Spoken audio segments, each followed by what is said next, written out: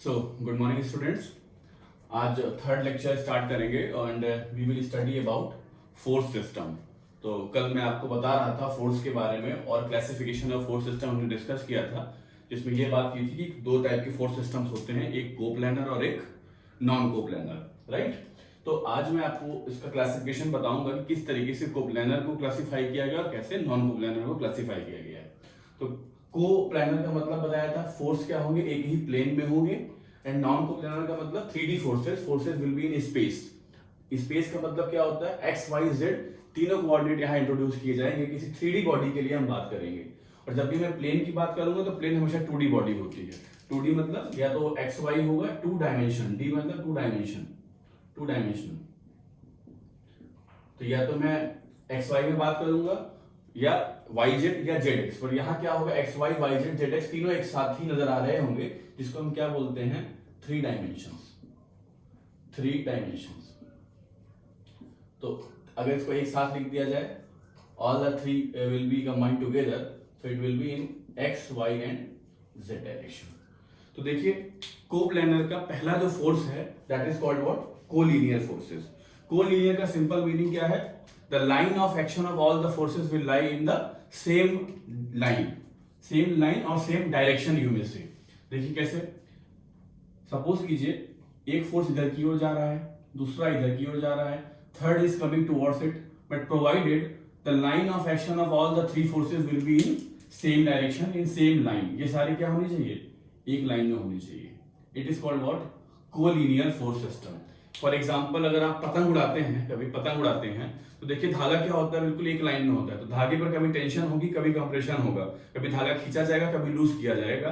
हर condition में क्या होगा, फोर्स का नेचर कोलिनियर होगा। फोर्स हमेशा उसी धागे की लाइन में ही काम कर रहा होगा, उसी थ्रेड की लाइन में चलेगा। तो ऐसे फोर्सेस को क्या बोलते हैं, coplanar collinear force system. Good. हो सकता है कोलिनियर का एक और एग्जांपल आपको दिखाता हूं। मान लीजिए अगर मैं एक धागा यहां बांध देता हूं इस प्लेन में, और उसको इस कॉर्नर से इस कॉर्नर तक लेके जाऊं यहां पर ऐसे, तो इस पे जो भी फोर्स आ रहा होगा या इधर से जो भी फोर्स आ रहा होगा, such kind of force will be what, collinear force system. Good. Now coming to the concurrent. Concurrent का मतलब होता है line of action of all the forces will be meeting towards point और going away from that point. सारे forces की line क्या होंगी, या तो किसी पॉइंट की तरफ आ रही होंगी या उससे दूर जा रही होंगी। कैसे, लुक एट हियर। देखिए, हो सकता है ऐसे एक फोर्स आ रहा हो, इधर की ओर दूसरा फोर्स आ रहा हो, तीसरा इससे दूर जा रहा हो। तो इस तरह से देखो, let's suppose this is point, let's suppose this is point N. इस पॉइंट की तरफ क्या हो रहा है, या तो फोर्स आ रहे हैं या तो इससे दूर जा रहे हैं। तो जब भी फोर्स की लाइन ऑफ एक्शन किसी एक पॉइंट की तरफ आ रही होती हैं या उससे दूर जा रही होती हैं, तो इस तरह के फोर्स सिस्टम को क्या बोला जाता है, कॉनकरेंट फोर्स सिस्टम बोलते हैं, राइट। कॉनकरेंट force system.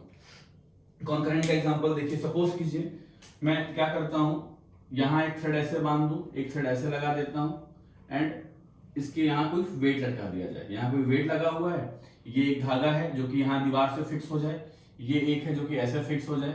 तो ये क्या फोर्स सिस्टम हो गया, इन दोनों में टेंशन T1 T2 और वेट W एक्ट कर रहा है। They are at an angle, some angle let's say pi degree, pi by 2 हो जाए, 90 डिग्री है। तो इस तरह का फोर्स सिस्टम कैसा फोर्स सिस्टम होगा, इसको बोलते हैं हम कॉनकरेंट फोर्स सिस्टम। सभी फोर्सेस की लाइन क्या होती है, किसी एक पॉइंट पर आकर के मिल रही होती है। Parallel force system. पैरेलल नाम से ही समझ में आ रहा है, फोर्सेस की लाइन ऑफ एक्शन क्या होंगी, एक दूसरे के पैरेलल होंगी, कोई अप कोई down, but all force line of action of all the forces will be parallel to each other. अच्छा, आपका इच्छा है तो आप इसको F से दिखा भी सकते हैं। सपोज ये F1 है, ये F2 है, मैंने F1 F2 F3 लिखा नहीं, दैट इज अंडरस्टूड कि फोर्स के बारे में ही बात हो रही है। तो ये सारे फोर्सेस ही हैं, F1 F2 and F3 so on. In the same way here आप ले सकते हैं, कोई भी दो फोर्सेस की लाइन ऑफ एक्शन क्या होंगी, एक दूसरे के पैरेलल होंगी। वो एक ही डायरेक्शन में भी हो सकते हैं और ऑपोजिट डायरेक्शन में भी हो सकते हैं। तो इस तरह के फोर्स सिस्टम को हम क्या बोलते हैं, पैरेलल फोर्स सिस्टम बोलते हैं। Non concurrent non parallel. Non concurrent non parallel का मतलब ना ही वो पैरेलल होंगे ना ही वो कॉन्करेंट होंगे, कोई किसी भी डायरेक्शन से आ सकता है। सपोज ये F1 हुआ, ये F2 है, this one is F2, sorry this one is F2, this is F3 and this one is F4। ये देखिए, तो ये फोर्स सिस्टम कैसा सिस्टम है? ना ही ये पैरेलल फोर्स सिस्टम है और ना ही ये कॉन्करेंट फोर्स सिस्टम है। इसको बोलते हैं कोप्लैनर तो हैं, but coplanar non parallel non concurrent force system. तो ये होता है basic classification of force system in the plane region, that is coplanar force system. चार चीजें, कोलिनियर लाइन ऑफ एक्शन एक ही लाइन में, कॉन्करेंट एक पॉइंट पर, पैरेलल अलग अलग, I mean parallel to each other, and non concurrent ना ही पैरेलल होंगे और ना ही किसी लाइन से पास कर रहे होंगे। Good. Now coming to the non coplanar force systems. Non coplanar, तो मैं इसके डायग्राम को रफ कर रहा हूं और हम डिस्कस करते हैं non coplanar force system. Non coplanar force system. Good. या पहले फिगर को हटा देता हूं। देखिए, नॉन कोप्लैनर फोर्स सिस्टम में कोलिनियरिटी तो पॉसिबल नहीं है। वर्ड समझिएगा ध्यान से। जब मैं कहता हूं कि नॉन कोप्लैनर फोर्स सिस्टम, तो पहला फोर्स यहां पर क्या था? कोलिनियर था। कोप्लैनर में कोलिनियर। इस केस में कोलिनियर तो हो ही नहीं सकती कोई चीज, क्योंकि कोलिनियर होने के लिए फोर्सेस को एक लाइन में होना चाहिए, और यहां फोर्सेस एक लाइन में तभी पॉसिबल हैं जब प्लेन केवल एक्स वाई हो। यहां तो देखो X Y Y Z Z X मेरे पास कुछ समझाने के लिए हो, then I can discuss. Yes yes, just a minute. Suppose this is the remote of AC. अब देखो, इसका ये फेस क्या है? एक्स वाई है। ये फेस क्या हो गया? सामने जो दिख रहा वाई जेड है, और ये क्या हो गया? इधर वाला जेड एक्स फेस है। तो कोलिनियर फोर्स क्या होंगे? या तो वो इसी प्लेन में कोलिनियर हो सकते हैं, या वो सामने वाले प्लेन में कोलिनियर हो सकते हैं, या तो इधर हो सकते हैं। क्या ऐसा पॉसिबिलिटी है कि कोई फोर्स ऐसा हो जो तीनों ही प्लेन में कोलिनियर हो? क्या अकेला कोई फोर्स हो सकता है जो इसमें इसमें और इसमें तीनों में कोलिनियर हो? नहीं हो सकता, क्योंकि कोलिनियर चीजें सिर्फ एक प्लेन में हो सकती हैं, किसी बॉडी में नहीं हो सकती। तो कोलिनियरिटी यहां एग्जिस्ट नहीं करती। तो जो फर्स्ट कैटेगरी थी यहां पर कोलिनियर फोर्स सिस्टम कोप्लैनर में, वो यहां पर नहीं मिलेगा। Right. Now concurrent force system. Concurrent force system यहां 3D में देखते हैं कैसा होगा। Let me draw first 3D figure.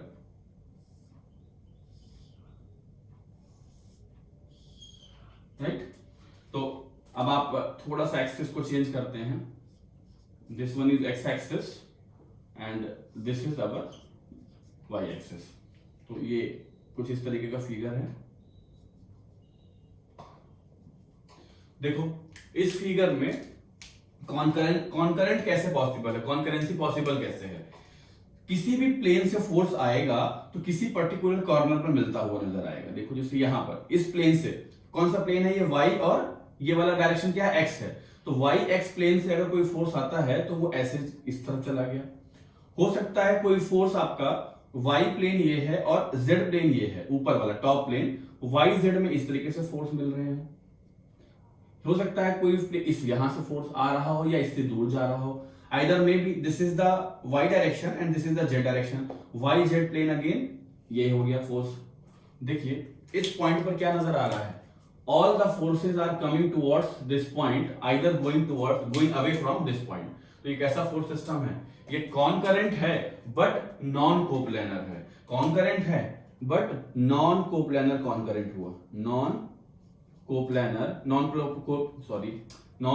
को मैं नीचे लिख देता हूं। नॉन कोप्लैनर और कॉन्करेंट फोर्स सिस्टम हुआ। Non coplanar concurrent force system है। क्लियर कि 3D फिगर में कुछ फोर्सेस एक्स वाई से आएंगे, कुछ वाई जेड से आएंगे, कुछ जेड एक्स से आएंगे, वो मिलेंगे किसी एक पॉइंट पर।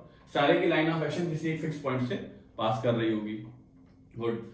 Second is what? Parallel force system. तो पैरेलल फोर्स सिस्टम को मैं इसमें दिखा देता हूं, इस फिगर में। पैरेलल फोर्स सिस्टम, पैरेलल कैसा होगा? हो सकता है इस प्लेन के फोर्सेस इसके पैरेलल हो। कौन सा? देखिए, ये वाला प्लेन, टॉप प्लेन पर कोई फोर्स लग रहा है which is parallel to the force in the bottom plane. हो सकता है ऐसा? Yes. Either it may be that कि जो लेफ्ट फेस पर फोर्स है, इधर की ओर कोई फोर्स F लग रहा है which is parallel to the force acting at the right plane. देखिए, ये इसके पैरेलल है। पैरेलल एक डायरेक्शन में हो सकते हैं या अपोजिट डायरेक्शन में भी हो सकते हैं। और ये इस प्लेन की मैंने बात किया। तो यहां से आपको क्या समझ आया बच्चों? कि पैरेलल तो हैं लेकिन क्या है, नॉन कोप्लेनर हैं, अलग अलग प्लेन में पैरेलल हैं एक दूसरे के, एक ही प्लेन में पैरेलल नहीं है, वो इस प्लेन में है तो इधर से है, ये इस प्लेन में है तो इस प्लेन में है, तो इसको बोलते हैं हम क्या, non coplanar but parallel force system. And last one is the most general non coplanar but non concurrent force system. Non-coplanar and non-concurrent force system. Let me draw non-coplanar and non-concurrent force system. ये देखिए,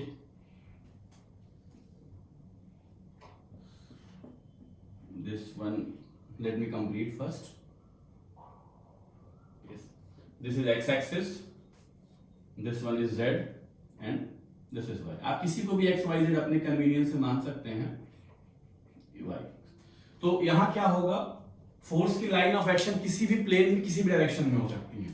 suppose this force is F1, this force is F2,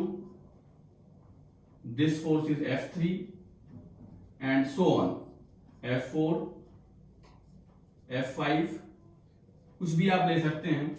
all the forces are what, F6, non coplanar but non concurrent. किसी की भी line of action किसी भी plane से पास कर सकती है, और यही हमारा क्या होता है, मोस्ट जनरल केस होता है, जिसे हम प्रैक्टिकल केस बोलते हैं. तो मैं यहां लिखूंगा it is what, non coplanar and non concurrent force system. यहां हमने डिस्कस किया फोर्सेस के बारे में, कोप्लेनर फोर्स सिस्टम देखा और नॉन कोप्लेनर फोर्स सिस्टम देखा. कोप्लेनर में 4 केसेस थे, collinear, concurrent, parallel, non concurrent, non parallel.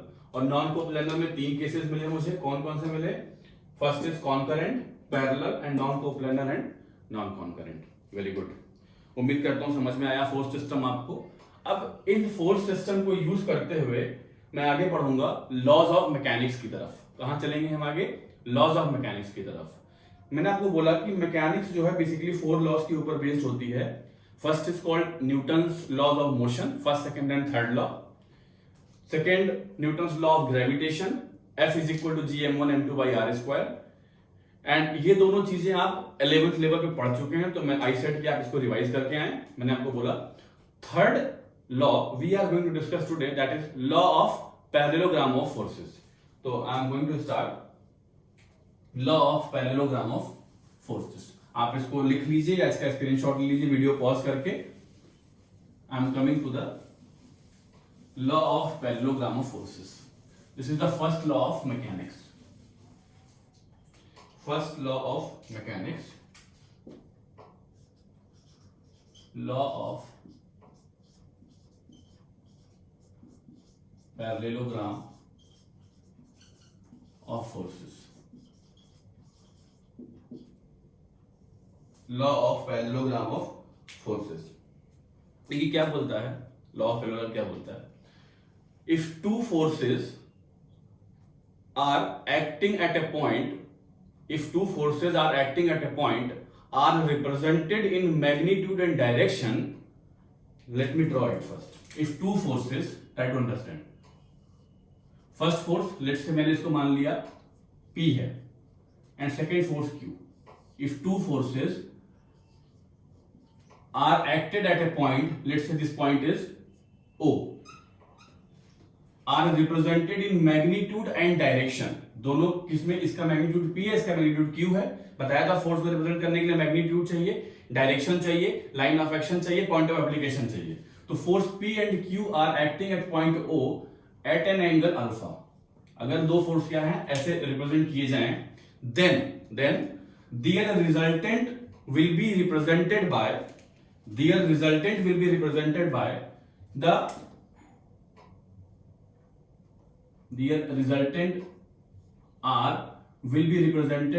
by the line which will be dividing both the forces P and Q at some angle and by completing the parallelogram. Parallelogram कैसे complete करेंगे, इसके parallel यहां line draw कीजिए और इसके parallel यहां line draw करेंगे हम लोग. तो देखिए इस रिजल्टेंट को थोड़ा सा और अच्छे से बनाता हूं। Yes, this is the resultant R. तो मैंने क्या बोला आपको, देखो if two forces acting at a point in direction and magnitude are represented by P and Q, and these P and Q are the two adjacent sides of a parallelogram, then their resultant will be represented by this blue color line is diagonal of this parallelogram, diagonal of this parallelogram। तो resultant क्या चीज है, ये line क्या है, ये diagonal है, diagonal of this parallelogram. P के पैरेलल ड्रॉ किया तो ये वेक्टर भी P है, और Q के पैरेलल ड्रॉ किया तो ये वेक्टर भी क्या है आपके पास, Q है। समझ आया बच्चों? फिर से देखो, स्टेटमेंट को रटने की जरूरत नहीं होती, कॉन्सेप्ट समझना होता है। If two forces P and Q are represented by the sides of a parallelogram, then their resultant will be represented by the diagonal of this parallelogram. Good. तो देखो यहां पर ये कैसा फोर्स है, अब फोर्स सिस्टम अभी हमने पढ़ा, तो ये फोर्स कैसा है, एक प्लेन में बना हुआ तो कोप्लानर है, और लाइन ऑफ एक्शन एक पॉइंट से पास कर रही है तो कैसा है, ये कॉनकरेंट है। तो कैसा फोर्स सिस्टम हुआ ये, this is coplanar and concurrent force system। good। now how to calculate this value of r? अब हमें पता करना है इस r की वैल्यू क्या होने वाली है। तो देखो r को पता करने के लिए मैं क्या करता हूं, इस फोर्स p के मैग्नीट्यूड को थोड़ा सा इस लाइन को आगे की ओर एक्सटेंड कर रहा हूं, ठीक है, and dropping a perpendicular from this point head of resultant to the this horizontal line. मैंने यहां एक परपेंडिकुलर ड्रॉप किया।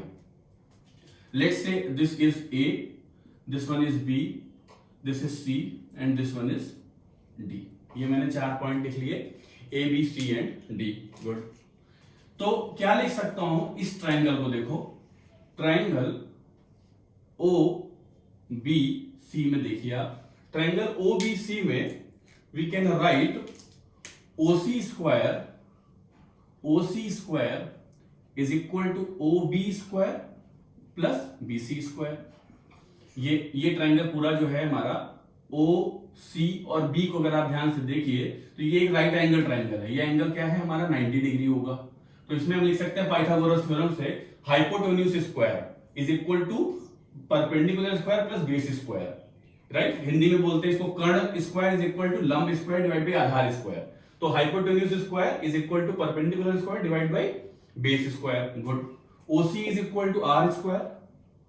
देखिए ओबी को क्या लिखा जा सकता है बच्चों, O A plus A B whole square plus B C square. Very good. Now r square is equal to O A. O A is equal to P. O A किसके बराबर है, पी के बराबर। आर के ऊपर vector लगा रहा हूं क्योंकि ये वेक्टर रिप्रेजेंटेशन है, plus A B. A B को देखो, अगर मैं लिखूं ट्राइंगल ए बी सी में, कैन आई राइट, अगर ये एंगल अल्फा है तो ये भी एंगल क्या होगा, अल्फा होगा, क्योंकि these two lines are parallel line. ये लाइन और ये लाइन क्या है, पैरेलल है। तो यहां से मैं लिख सकता हूं, देखिए ए बी के लिए cos alpha is equal to, बताइए, base upon hypotenuse, this is A B by A C. Right, cos alpha is equal to A B by A C. तो A B is equal to A C cos alpha, और A सी की value क्या है, Q है। तो A B is equal to Q cos alpha. Similarly sine alpha की value लिखूं तो क्या होगा बच्चों, sine alpha is equal to B C upon A C. तो यहां से लिखा जा सकता है B C is equal to A C sine alpha, और आपका ए सी जो है, A C is again Q, Q sine alpha. ठीक है ना, कोई दिक्कत तो नहीं। आपको ए बी मिल गया और बी सी मिल गया। इस ट्रायंगल में मैंने साइन अल्फा और कॉस अल्फा लगा दिया, सिंपल। तो ए बी की जगह मैं लिख देता हूं plus Q cos alpha, this will whole square, और बी सी की जगह लिख देते हैं क्यू साइन अल्फा, इसका होल स्क्वायर। तो देखो आर स्क्वायर क्या हो गया, देखिए ध्यान से, it is A plus B whole square P square plus Q square cos square alpha plus 2pq cos alpha plus Q square sine square alpha. Okay, see Q square cos square alpha, Q square sine square alpha में अगर Q square common कर लें तो cos square alpha plus sine square alpha क्या हो जाएगा, 1 हो जाएगा। तो आर स्क्वायर की वैल्यू क्या मिल गई मुझे, P square plus Q square plus 2pq cos alpha, और स्क्वायर अगर यहां से हटा दें तो we will get under root here. तो ये किसका एक्सप्रेशन आ गया बच्चों, first equation what we have derived in mechanics. It is the biggest success to calculate the resultant of two coplanar concurrent force system, जो कि मैथमेटिशियंस को हाथ लगी। ये पहली इक्वेशन थी हमारे पास जिसको हमने कैलकुलेट किया रिजल्टेंट निकालने के लिए, r is equal to P square plus Q square plus 2pq cos alpha. Very good, ये मुझे r मिल गया। अब किसी ने कहा कि सर r तो बता रहे हो, ये भी बताओ कि इसका पोजीशन क्या होगा, ये कहां से पास कर रहा होगा, क्या ये पी और क्यू के बीच से पास करेगा या किसी और लाइन से। तो हमने कहा ठीक है, ये भी बताते हैं। Let us assume resultant is passing at an angle of theta degree. मैंने क्या मान लिया, लेट, यहां लिख रहा हूं देखो, let resultant is passing at theta angle from force P। Horizontal से माना है, बिल्कुल ध्यान देंगे, फ्रॉम फोर्स P। P से मैंने मान लिया कहां, ये थीटा डिग्री पे जा रहा है, तो मैं क्या लिख सकता हूं बच्चों, tan theta is equal to in the same triangle OBC, triangle OBC में ही लिख रहे हैं, tan theta is equal to what, BC divide by OB। तो tan थीटा की वैल्यू क्या आ गई, BC अभी लिखा था आपने Q साइन अल्फा, और OB किसके बराबर था, OB is equal to OA plus AB that is P plus Q cos alpha, P plus Q cos alpha. तो थीटा का वैल्यू आ गया कि नहीं आ गया, tan inverse Q sine alpha divide by P plus Q cos alpha. ये मुझे मिल गया second expression. Value P और Q अल्फा की डालिए और थीटा का मस्त मजा लीजिए। ये क्या मिल गया मुझे, equation number 1 and this is my equation number 2। अब इस इक्वेशन से फोर्सेस कैसे वेरी करते हैं, P और Q की वैल्यू पर, अल्फा की वैल्यू पर कैसे एनालिसिस की जाती है, that analysis part we will do in the next lecture. तो आज के लेक्चर में हमने फर्स्ट लॉ कवर किया है and very very important, exam पे नॉर्मली क्वेश्चन आ ही जाते हैं इसके। लॉ ऑफ पैरेललोग्राम क्या होता है, मैकेनिक्स के 4 लॉज में से फर्स्ट सेकंड नहीं पूछे जाते। Newton's law end of gravitation and Newton's law of motion बहुत बेसिक है, पूछा जाता है यहीं से। लॉ ऑफ पैरेललोग्राम बताइए या प्रिंसिपल ऑफ ट्रांसमिसिबिलिटी बताइए। तो मैंने अभी आपको आज क्लियर किया लॉ ऑफ पैरेललोग्राम। पढ़िए, अच्छे से रिवाइज कीजिए, ध्यान रखिए अपना, और कोई डाउट हो तो मुझे नेक्स्ट क्लास में जरूर पूछिए। Thank you.